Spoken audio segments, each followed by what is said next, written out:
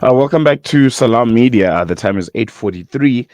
If you're joining us right now, we just had a really riveting conversation with Ali Gumape from Africa for Palestine about, uh, apartheid, Israeli apartheid week, and essentially what is it, and why you should be involved. And now we're going to be moving on to a whole different conversation, but still sticking with the theme of Gaza and Palestine.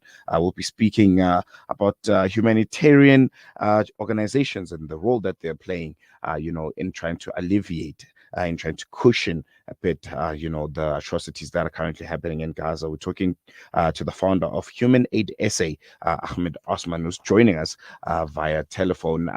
Dr. Osman, thank you so much for joining us, and welcome to Salam Media. Thank you, brother. Thank you so much for having us on the show this morning.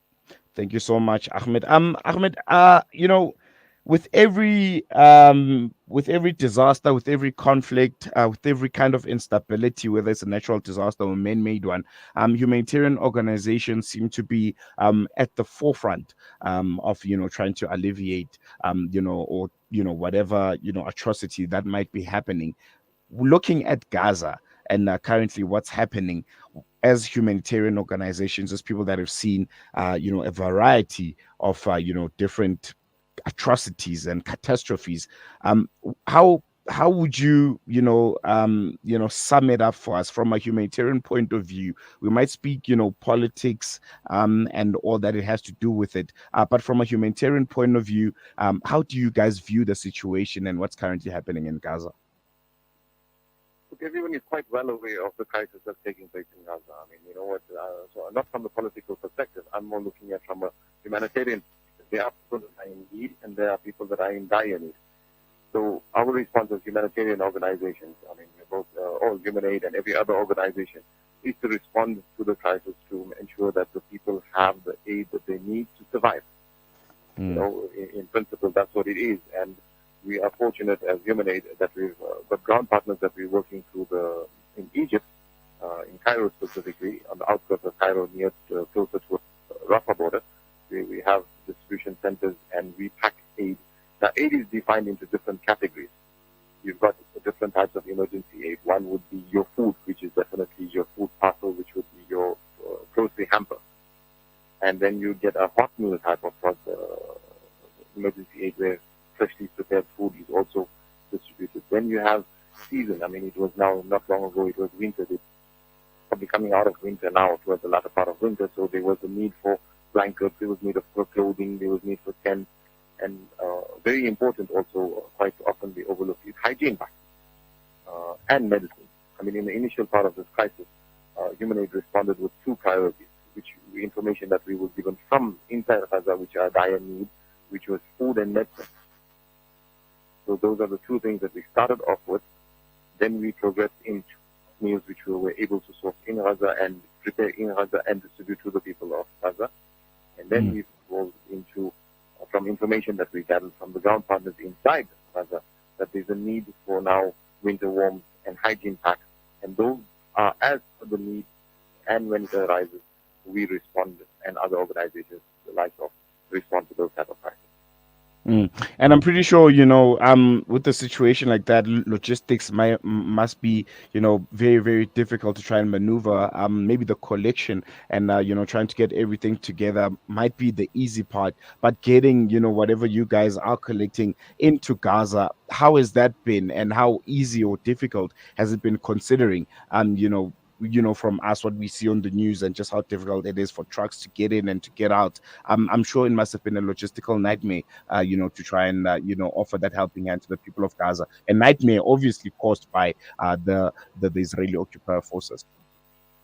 Yes, it is very challenging. I mean, because you know what, you have to ultimately, this is the sad part.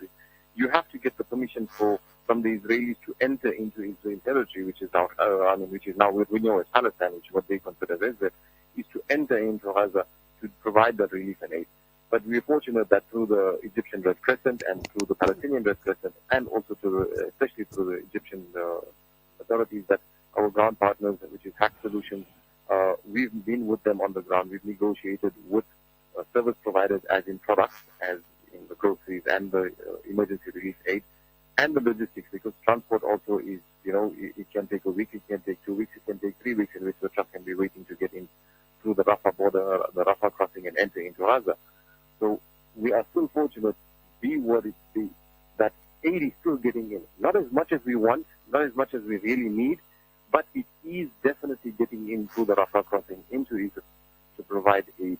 There is this disturbing news that comes out that, aid is not getting to the north part of Gaza, and there's the dire need there.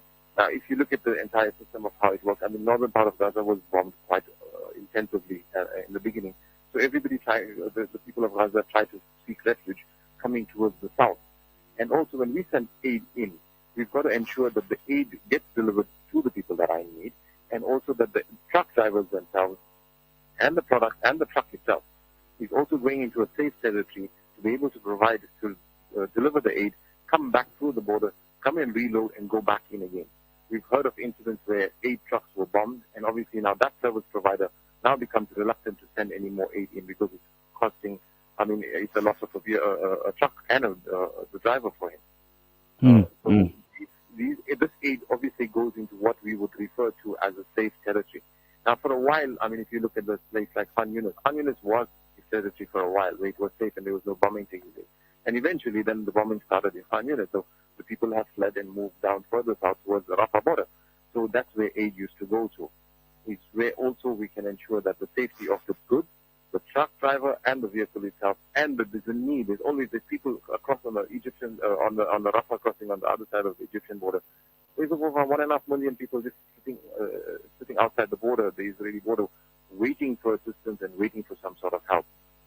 So aid is getting in, and I know that there's people saying that there's queues of trucks waiting at the Egyptian border. I think we need to be very grateful that there's queues of trucks actually waiting at the border, and we don't have any trucks, because queues of trucks means that there's aid waiting to get in. When the permission through the Egyptian Red Crescent and the Palestinian Red Crescent, and when the Israeli allowed that 100 trucks, 200 trucks must cross over today for aid, then those 200 trucks, for instance, would go in, and then another batch of 200 trucks will come and join the queue.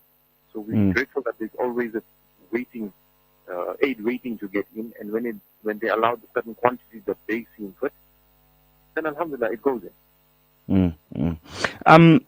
South Africa is at the cusp of, commemorating Human Rights Day. We also have Ramadan, that is, just around the corner.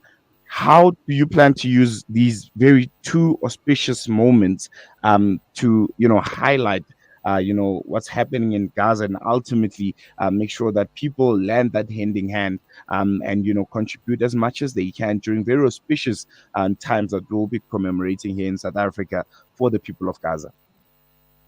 It's so amazing that we have one Islamic very beneficial month, which is Ramadan. And then we have the Human Rights Day, which is also, an important day. And it so happens that it coincides in a month that is, of great importance. And also it coincides with a month at which the Muslim community also becomes extra generous. I'm using the word extra because our Muslim community is already generous, and now they become extra generous. So it is an ideal opportunity to create an awareness and to tell them, I think we will need a reassurance and a reaffirmation that aid is getting in. We're getting our reports as to the trucks that are going in, and when it gets into the people of Gaza, when it's being distributed also, we get those reports to show that, aid is getting in. So this is an ideal opportunity. I think all the time was a very good opportunity. Now it might be an ideal opportunity where people need to open their hearts. I don't think it's so much so that, the humanitarian organizations need to shout out and scream about more. I think it's just an opportunity for people themselves to realize the double benefit of Human Rights Day and Ramadan. And you know what? Dig deep into their pockets, open up their hearts, and pray, because that's critical, and donate and give to the organization that they're comfortable with, that providing the aid and able to give the aid and release into Gaza. Ramadan also, as much as it might be, a special month, it also becomes a little bit of a heaviness in the heart with regards to the kind of atrocities that our brothers and sisters in Gaza are facing. And, we need to make sure that they have some sort of meals to be provided to them for their sahri and for their iftar, for breaking their fast also. So that's also the next step project. That's what we were also requested from our ground partners. Let's start planning how we're going to prepare hot meals, prepared meals, to distribute to the people of Gaza for their iftar. So that, Mm, mm, apart from the food hampers, that's the next thing that we're already in planning, and everything is quite extensively far in place to ensure as much as we can. And our donors need to realize that when you are donating, everybody has the power to save the lives of the people of Gaza by donating. mm, mm.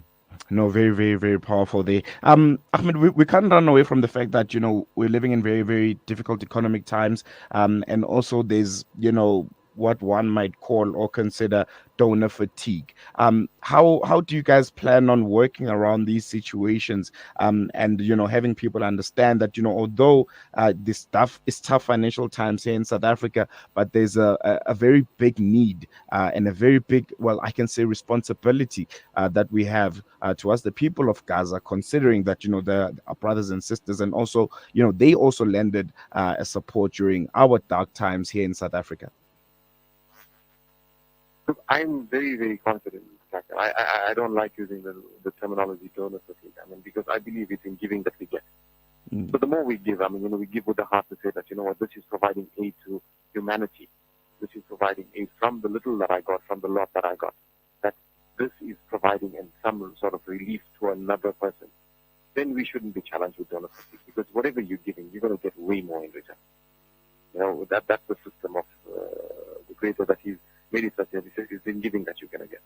So the more mm, we give, you're not going to have the scenario of donor fatigue. We as humans might feel it, we might feel that, if we give part of our money, then we have a little bit less. And I reassure you that the more you give, the more you're going to get. You know what? It is definitely how it works. So, yes, we have to try to contribute. And we are always, I mean, I had the good fortune in January.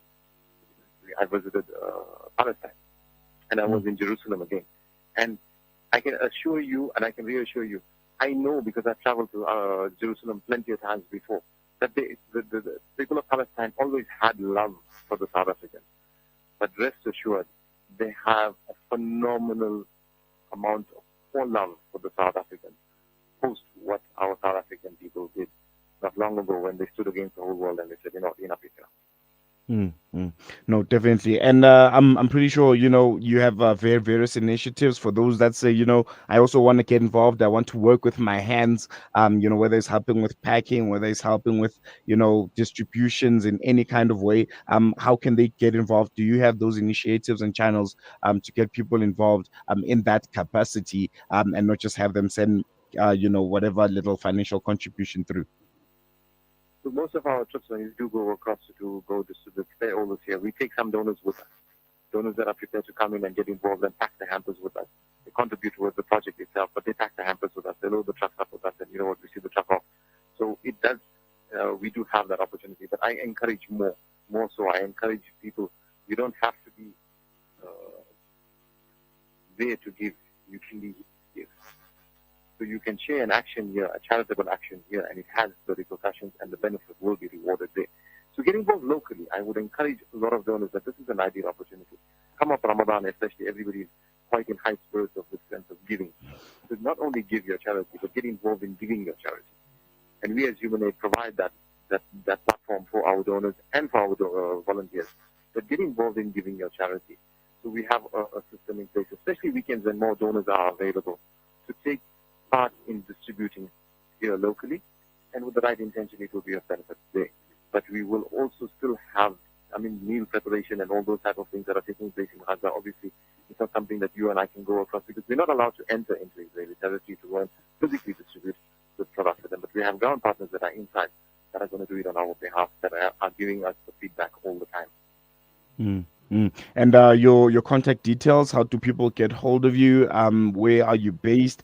For those that want to contribute, and to those that want to visit your offices and be part of those donors that are physically contributing with their hands also.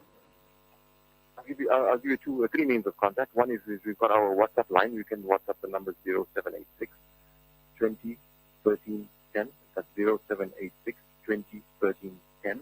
And then we've got our email address, which is humanitsa@gmail.com, humanitsa@gmail.com. And then I think for the people to get a better understanding of all the type of variety of work that we do as Humanitarian SA, Instagram, humanaid.sa. Our Instagram handle is humanaid.sa.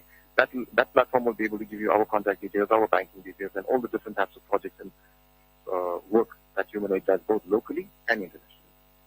And just lastly, before I let you go, are we seeing a lot more collaboration, between humanitarian organizations here in South Africa? I mean, the mission in Gaza, I'm sure it's big for just one humanitarian organization to have it on or by themselves, or to have organizations operate in silos where everyone's just doing their own thing. Are we seeing a bit more of collaboration and having joint projects with other different organizations, or is it something that you guys are still working on? No, no, no, definitely. I can reassure you. The first time we went into Egypt to provide aid for Gaza, is we met a lot of South African organizations there in Egypt already. And it so happened that, this is the system and this is the plan that we all landed up using the same ground partner, which is Hack Solutions. So through Hack Solutions, we created a collaboration between different organizations to work together to increase the volume of goods that are going through.